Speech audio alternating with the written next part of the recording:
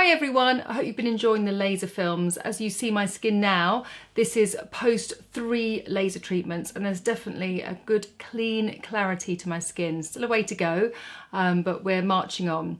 Right, this week's film is all about sort of January pick-me-up makeup.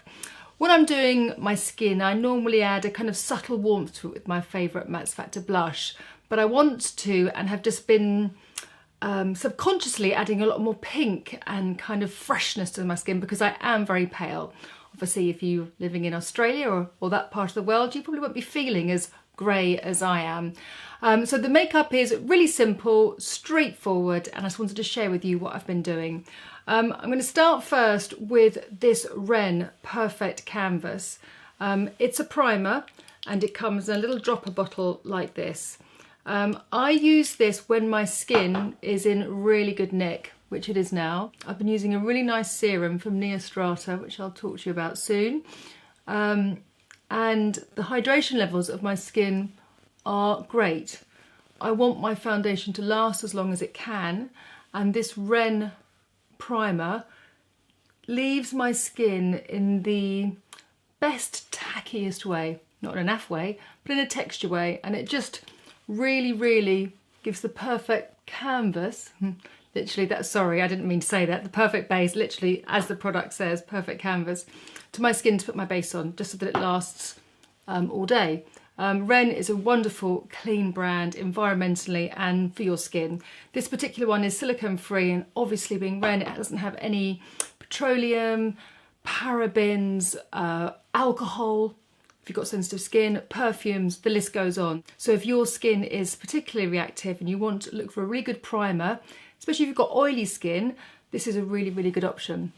Because I've been having laser, I've been using Oxygenetics. Now, Oxygenetics is a foundation that was actually developed by plastic surgeons, and I had used it actually on a few clients a few years ago that had really reactive skin, and we were doing very long hours, and I really enjoyed using this product on them because it lasted well and it didn't irritate their skin. And when I had my laser treatment, the lovely therapist applied it to my skin and it just lasted all day, and it took the redness down from my laser. Not that I needed too much because the recovery time has been really quick, but it also protected my skin with the great SPF of 25. Now, of course, I'm not the exact colour of anything, which is so annoying. So I've got creme and opal. Creme is slightly darker. Now, you don't need too much, and it blends really well into the skin. I'm just going to use this on the perimeter of my face because that's where I need a little bit more warmth, and I'll use the opal just underneath my eyes. It gives great coverage, but it is so lightweight. It's like a sort of whisper of lovely foundation just going over my complexion. I probably am, as you can see, well, I'm doing this really quickly. I'm trying to give you the information and apply it too, but also it dries quickly. So I'm going to use one of my Zoeva, this is the 102 Silk Finish foundation brushes. And I don't normally use a foundation brush. I definitely do, by the way, when I'm putting my makeup on at 6:30 in the morning. Sometimes I've got to leave for work early because once I put it on with my fingers, say if I'm using my CC Plus, which is really hydrating, I just want to make sure that I haven't sort of left a big smudge, you know, across my jawline or sort of wherever really.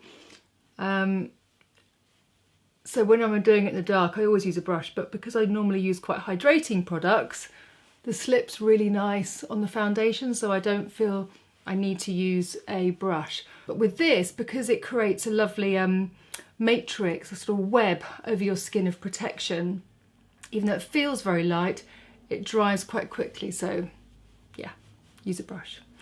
I'm going to go in with the opal shade now. Just comes a little pump, really lightweight. I'm going to use half the amount, and I'm just going to just dab it into this area here. You see how much lighter that is, so that would be too much all over my face. But I always, just to give myself a little bit of dimension, whether I'm using concealer or whether I'm using the same foundation, obviously it has to have that layering capability and that coverage capability, otherwise what's the point of putting it over your eyes? So I'm just going to literally place it on, and with the same brush I will blend it in, and you can see that I'm doing sort of a tapping motion because it dries quite quickly. It's not uncomfortable, it's just the best way to apply this type of foundation. And you just sort of do it with little tappy fingers, and it doesn't feel tight or anything, but I just feel I don't want to expose my skin to any sun rays. I'm working hard to get rid of the pigmentation. I would be ridiculous if I went out in the sun with a bare face. So that's that lovely finish. Let me just fill in my brows. Now I've got some products that are coming. I've used them so much so I couldn't actually use them for the film, by Soap and Glory. Soap and Glory are a great brand for eyebrows. Now this one here that I'm using is called Archery 2-in-1 brown. It's got this great kohl pencil, one end slightly slanted, on the other side, oops, it's got a little setting brush, which actually is really, really good. But this is great for a quick speed brow, and the kohl pencil doesn't dry out, which as you know some do, and it doesn't fall out of the packaging, which some expensive brands that I know I have an issue with the kohl falling out, which is really annoying if you spent a lot of money on it. And it doesn't dry out the formula, so it's just really easy to kind of scribble in a quick brow. I'm not going to spend any more than about 20 seconds on my brows if I'm getting ready for work. That does the job, and it's a really good colour. Let's hope it reads well on my camera. Won't notice till I've looked back at it. But there's some really lovely tints that they do. So I've just ordered another one, and I'll film that next week just to show you. It's really, really lovely, and it's great if you've got very fine eyebrows and you can't fill them in with kohl. Maybe you've just had chemotherapy, your hair's growing back. It's a really nice tint, and I went out and I bought loads and loads of these tints, and I've got a couple that are great. The rest were a load of rubbish. So there we are, nice and quick, just using the thin part to go up through the brow, the sharp edge just to fill out my brows slightly there. Nice and quick and speedy. I should really just finish off the job and use the other end to set the brows, keep them in place. Just a really lightweight gel. Okay, so moving on to the eyes, Diego de la Palma does this really, really beautiful sort of like taupey, cool grey tone, which I just use a little bit of a brush and I blend it along my lash line and up into my socket. Now for me, just because I'm pale, it just helps me create a little bit more shape in my eye. I don't really want to use a powder. I don't want the makeup to look fussy, but I just want to create almost like a natural shadow and shape to the eye. And because my eyes are crinkly and they move a lot, it just gives a nice natural soft shadow. And literally, how many seconds did that take me? 10 seconds. So you don't have to be too perfect with it. Just make sure you get it along the lash line. That's the most important part, so you get that nice definition where your lashes are, and then into your socket, and then look straight into the mirror and make sure that colour just literally loops over the socket. If you just put it on the lid, you'll make your eyes look a lot smaller. So it's this natural shadow here that then really gives a lovely highlight under the brow, so that gives you that lovely shape. All the sun's coming out.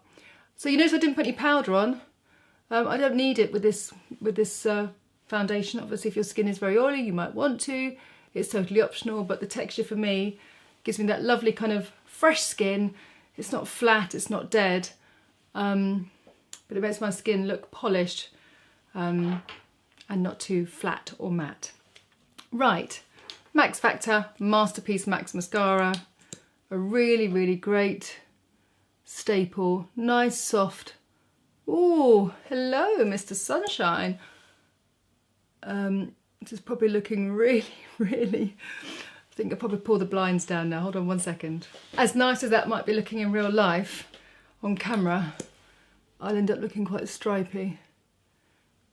So lovely, soft, easy lashes. I'm not one for a natural lash myself, just because I think at my age it's really helpful to open out my eyes with mascara, and this one gives a lovely, great lift. Top and bottom, nice and quick.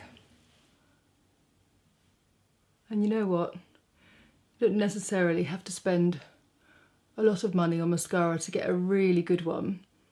And then you don't feel so bad that when you've sort of used it for sort of 2.5 months, which is normally the lifespan of a mascara, you can then invest in a new one and it's not too hard on the purse. Right, the key product to this look is Lipstick Queen.